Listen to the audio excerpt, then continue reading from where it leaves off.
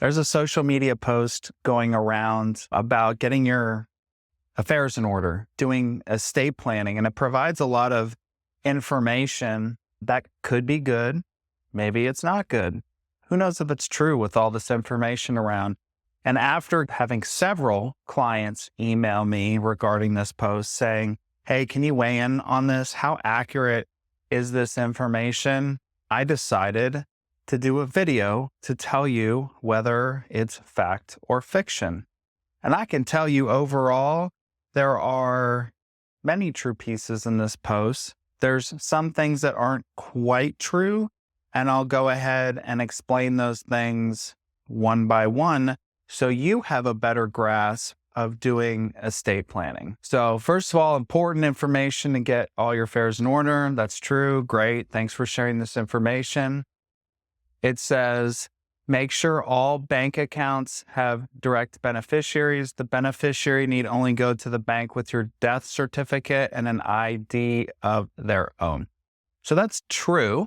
And I'm going to add some more information to that. The reason is if you have a beneficiary on an account, the money or other things in the account pass contractually. They don't pass under probate.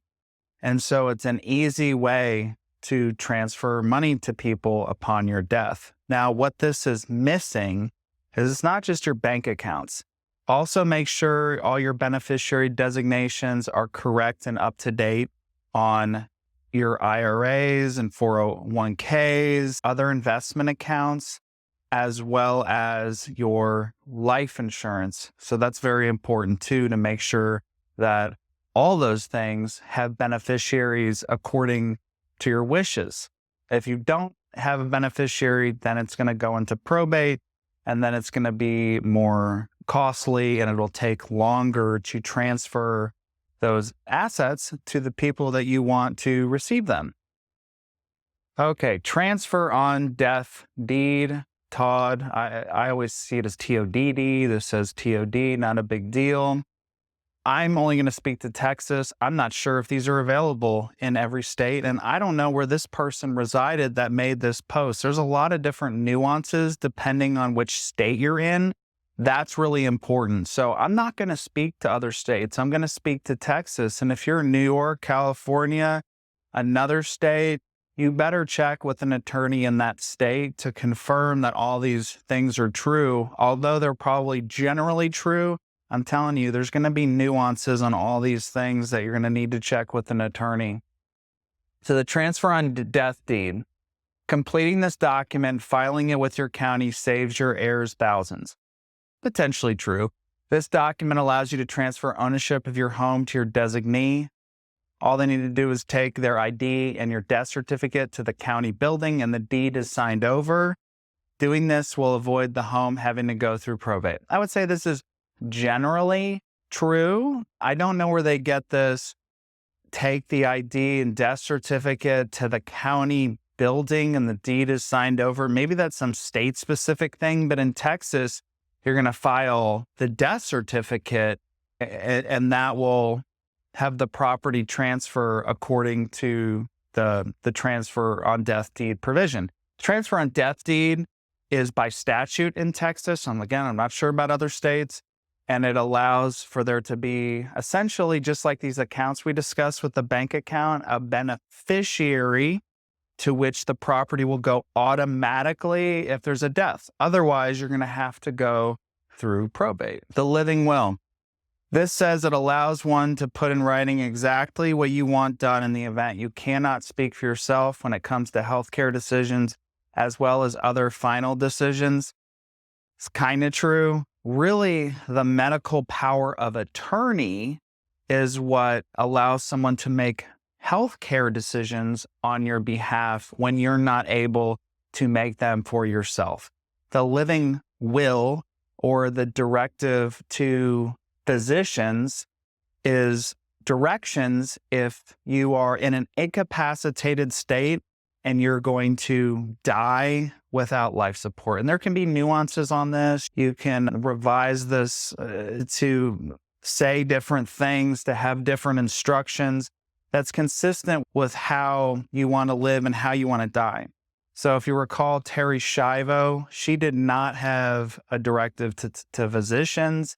And because of that, there was a major court battle all the way up to I think it was the Florida Supreme Court about whether they could pull the plug and remove life-sustaining treatments because she was in a vegetative state. And she was in a vegetative state for years. The only thing that was keeping her alive was the machines.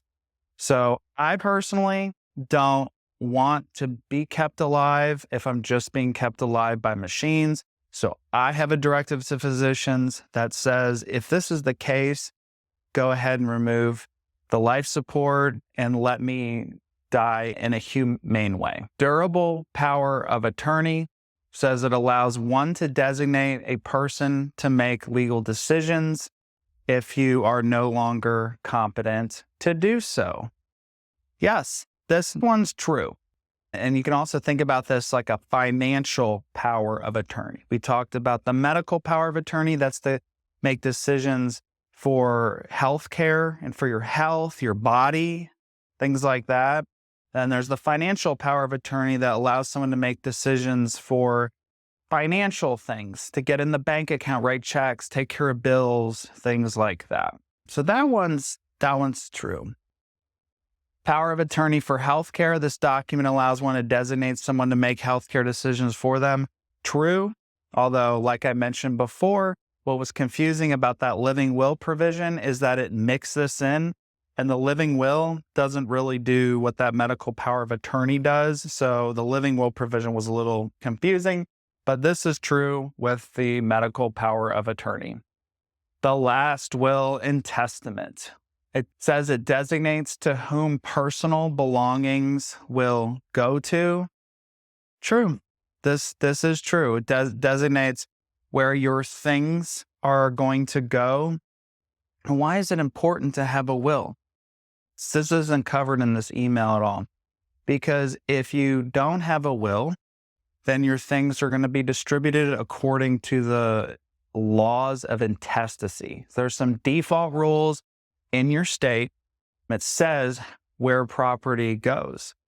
And if you don't have a will, at least in Texas, it's called a dependent administration. The probate proceeding is more costly, more time consuming, and you're actually going to save money in the long run if you pay for a will up front, and then it'll make it easier to probate your estate. Because this is a huge misnomer. People think, and it doesn't say this here either, because you have a will, you automatically don't need to probate your estate. You do need to probate your estate. The thing is, if you have a will, you file the will with the court. It's an independent administration.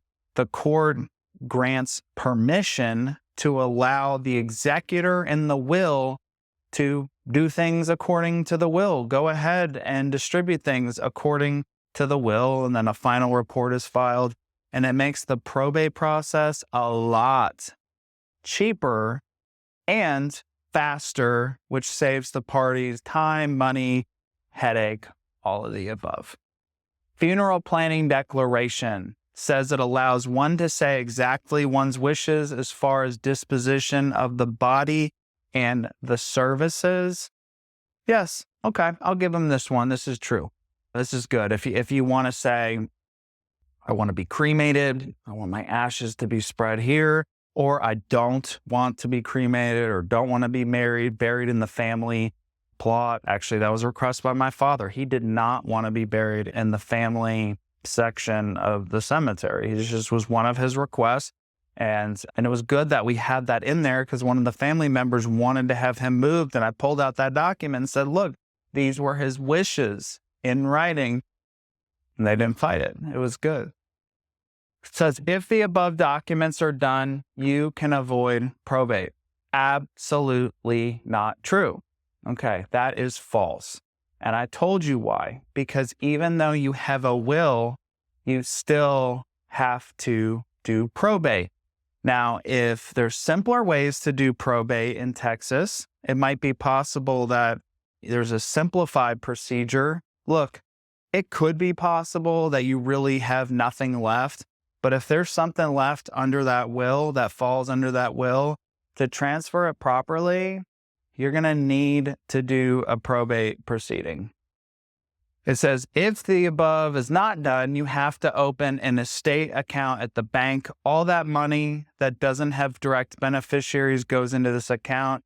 You have to have an attorney open the estate account. The attorney has to publicize your passing in the newspaper or post publication at the county courthouse to allow anyone to make a claim on your property. It's a complete pain. I'm not familiar with this process in Texas. This must be from another state. So I would take all that with a grain of salt. Make a list of all banks and account numbers, all investment institutions with account numbers, lists of credit cards, utility accounts, etc. Leave clear instructions as to how and when these things are paid. This is a very good practice. So even though you do the estate plan with your attorney, you should still make this spreadsheet of all your accounts and put it somewhere where someone can get access to it, namely the executor. So when you die, the executor knows where all your things are. Because imagine they're already upset with your passing, and they don't need to be under further stress trying to figure out where all the accounts are, and that can be time consuming. I'll also add here, in today's day and age, your crypto information. So if you have a wallet, if you have passphrase, key, PIN, all that stuff, make sure that there's instructions on that. Because if you don't, literally your heirs could be left with a thumb drive, essentially, that has a lot of money on it in crypto that no one can even get access to, which would be a tragedy. Make sure heirs know where life insurance policies are located. Okay, fine. Make 100% sure someone knows your Apple ID, bank account login, passwords. Fine. Yes. Make sure you have titles for all vehicles, campers, etc. Okay, good practice. Set up a trust for intended beneficiaries, especially those that are too young, and appoint a trustee of said trust. Wow. I'm not sure why they're giving this information. I honestly think a trust, unless you have minor children, isn't really even necessary for most people. I get calls all the time, and I really need to look at the purpose for the trust. I always ask people, why do you think that you want a trust? Okay.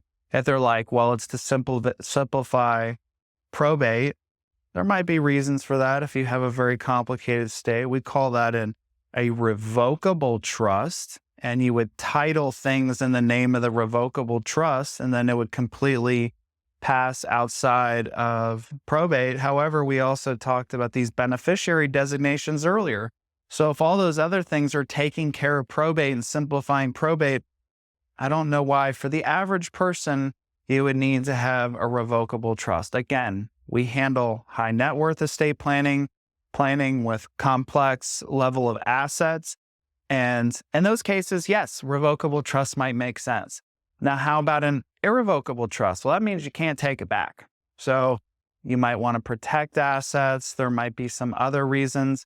Again, a lot of people don't want to give up control, and the tax rate is higher in most cases, for an irrevocable trust than it is for the individual. So it doesn't make sense for the average person. Now, again, high net worth people, yes, we do it all the time. But for the average person, not as much.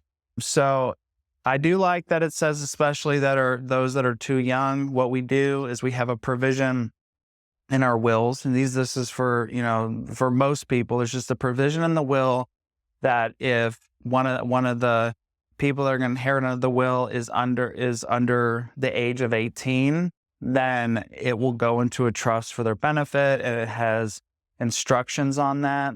So that part's good advice. The rest of this, I'm not sure. It's just really kind of vague. Most importantly, talk to those with you, make all your wishes known. Okay, just know though, making your wishes known doesn't do all these things that we just talked about. The law is very specific in your state as to what works and what doesn't work. And just telling someone you're going to get my stuff doesn't cut it. Talk to those whom you designate as well as those close to you whom you did not designate this. Do this to explain your decisions were made and avoid any lingering questions or hurt feelings. Okay, you're going to have to look at that on a case-by-case basis. Hope this helps. Hope this lights a spark to encourage all friends and family to take care of things to make it easier for those we'll leave behind. My hope is that the above list helps you start a conversation with your loved ones. Fantastic. And I think this post served that purpose. It certainly got people thinking. It got around Facebook and maybe other platforms. It got to some of our clients, which then reached out to us. I hope other people were reaching out to their attorneys. What I hope didn't happen is that people think, oh, now I have a manual so I can do this all myself. Because like I said, while a lot of these things were generally true and generally good advice, there were a lot of things that provided incomplete information or incorrect information or inapplicable information.